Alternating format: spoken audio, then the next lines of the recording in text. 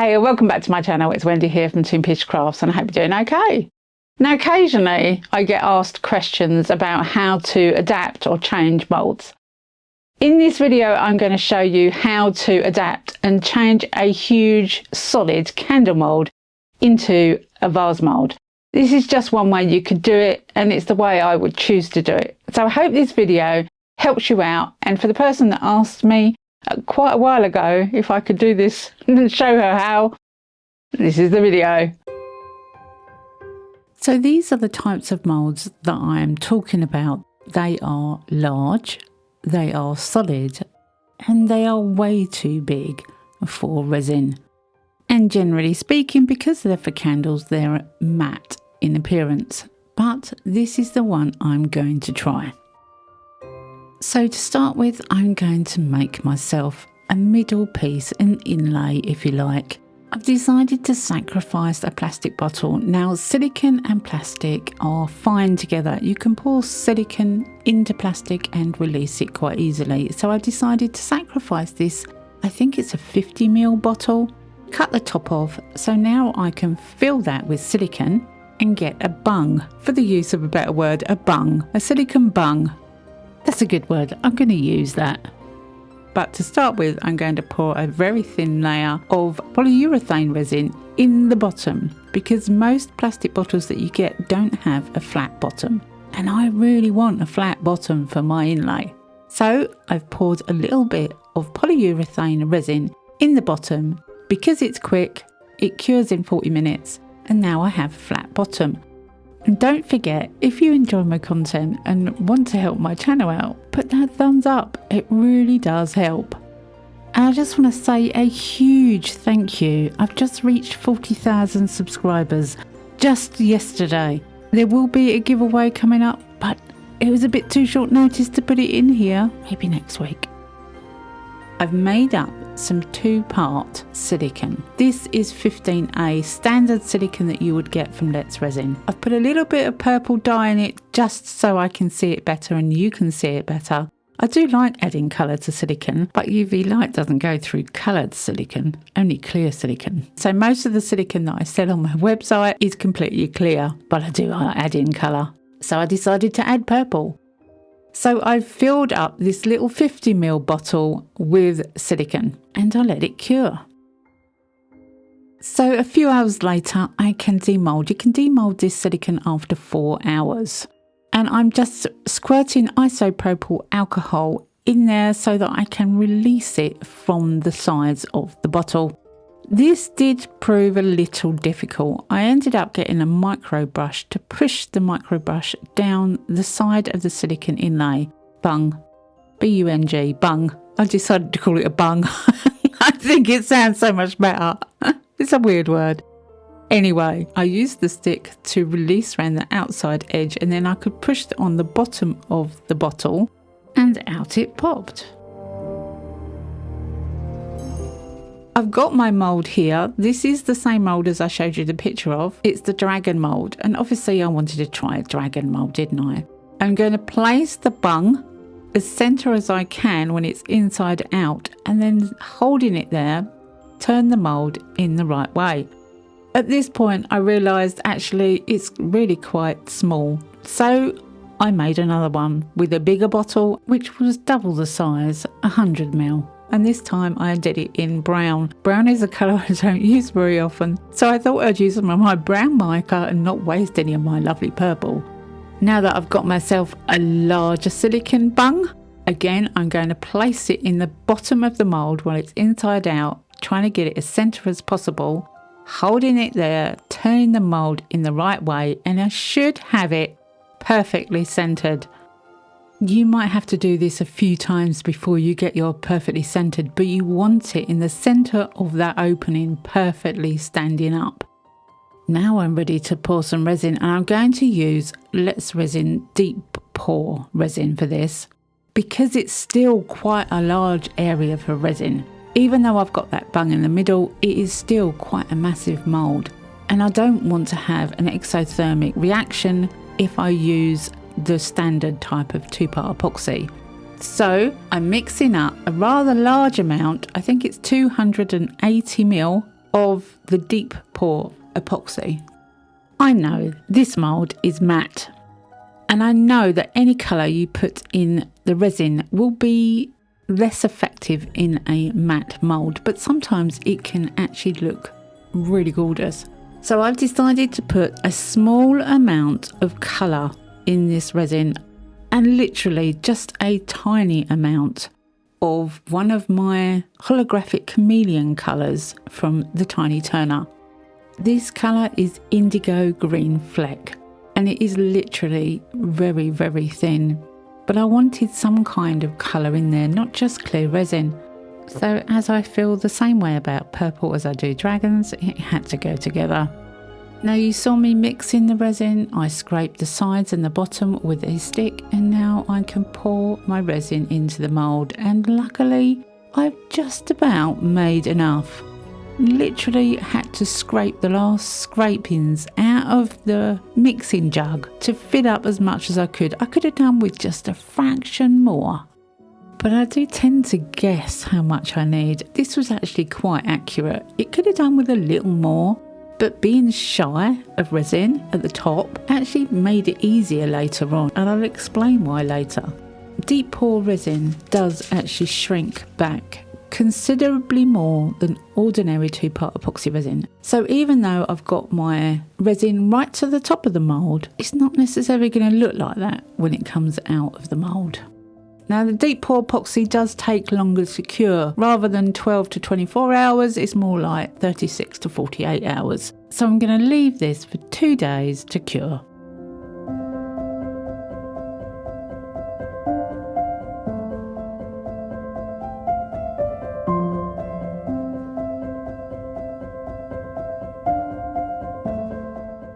So 2 days later, I can demold. Now, as I said, it does take longer to cure, and it pops out of the mould so easily. These candle moulds really are flimsy, and getting resin out of them is so much easier than the type that we usually use. Now, I really like how this has come out, but like I said, it is a matte mould. It is not going to give you that shiny appearance that you're used to. Now it's time to try and get my silicone bung out of the middle. This was a little tricky, and in my opinion, the best way to do it after struggling with this is to maybe drill a screw into the silicone inlay so that you have something to lever it with. I did think at one point I'm going to ruin the inlay or the bung trying to get this out, until I realised that the bottom was still quite soft because it was extremely thin. It was soft, so it had leverage, and because it had leverage and I'd put the isopropyl alcohol down the sides of the inlay, I could just turn it over and push the bottom and it popped out. All that struggling of trying to lever it out, and all I had to do was push the bottom in the end. But if you can't push the bottom because your resin is too solid, then a screw into the inlay I think would work better than what I'm doing here. I'd freed it up, I just couldn't take it out, and I actually can use that again. So now I have a hollowed out piece of resin. Now that bottom is really soft because it was really thin. So I am going to have to reinforce that for my own peace of mind, that if I put something heavy in there, it doesn't fall through the bottom. But I am really happy with how that worked. It didn't go in my pressure pot, it was just sitting on the side, and there are bubbles in there, but it still looks fantastic. So what I decided to do was to fill in the lipped area where the resin had shrunk back with UV resin. Now a lot of people don't like using UV and 2-part epoxy resin together. They do stay as long as they have something to grip to. And that has an edge around that outside edge, which will let the UV resin grip.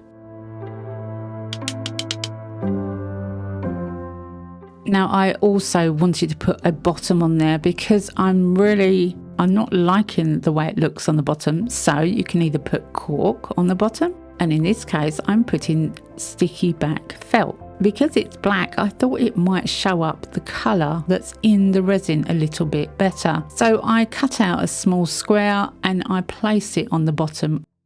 I then roughly cut round the outside edge with my scissors close to the edge. I just let the scissors guide me. Some people would cut out the circle and try and get it in the centre. I prefer to put whatever it is, the cork or the felt on the bottom, and then trim round it, because you know it's going to be spot on in the right place.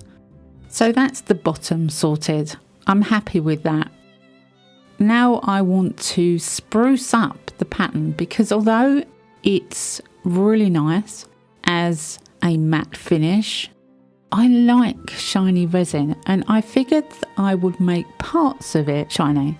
So I've poured out some UV resin, and with a paintbrush I'm going to cover the parts of the resin that I feel would benefit from being shiny. It immediately shows the colour better. There's only a tiny bit of colour in this resin. I mean, it is a minute amount of colour, but it's definitely there, and it's holographic chameleon, and I think it works really well with shiny surfaces. So I go around the areas that I want to be shiny with my paintbrush, just a thin coat, because obviously this isn't a flat surface, so I don't want the UV resin to run everywhere. So it's a thin coat, but I do give it about 3 coats to give it a good finish at the end. So very thin with a paintbrush and about 3 coats. And don't sacrifice your paintbrush. Wash your paintbrush out with isopropyl alcohol and it will be good as new. You don't have to sacrifice your paintbrush at all. I use mine over and over again with UV resin.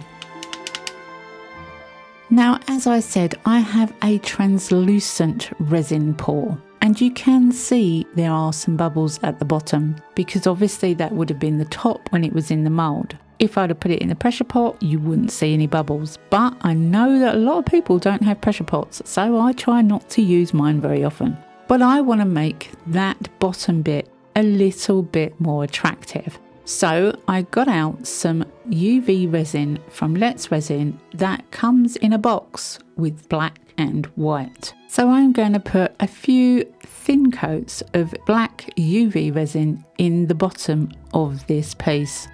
Again, not only to hide the bubbles, but also to give it a little bit more strength in that base.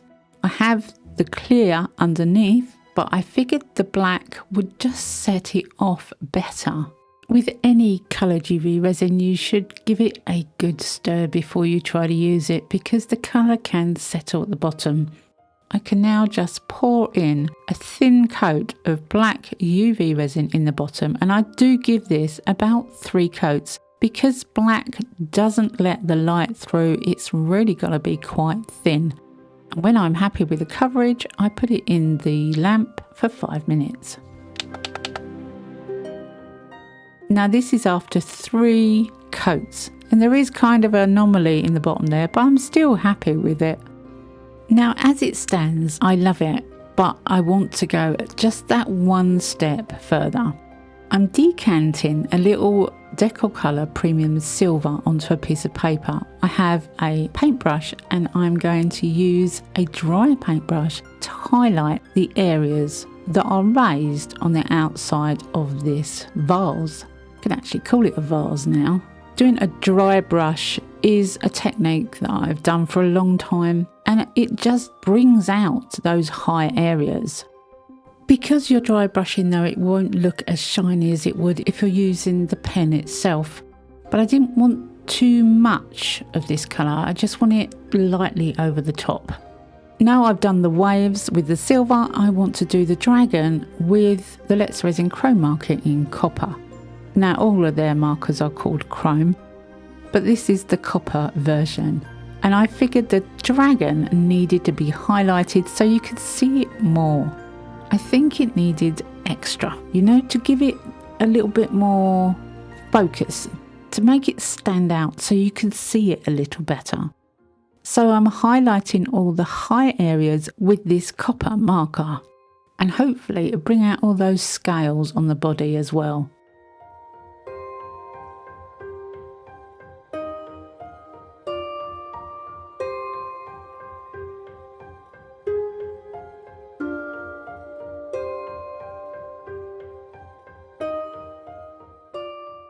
Once that's all done, I am really happy with how this come out.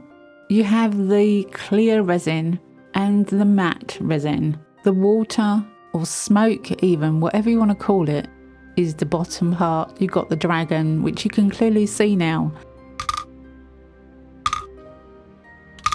And this has gone from a solid candle mould to a vase mould, which you can put anything in. You saw me put pens in, you can put flowers in. I absolutely love this, and the colour of that indigo green fleck holographic chameleon really shows up when you've got it in the sunlight. It's difficult to film, it really is. It doesn't show up at all, but it's there and it's beautifully speckled. Well, I hope this video has given you some ideas maybe. I hope it's helped you, and for the person that asked me to do it, I've finally got round to it. Sorry it's taken me a while. Anyway, I hope you've enjoyed this video.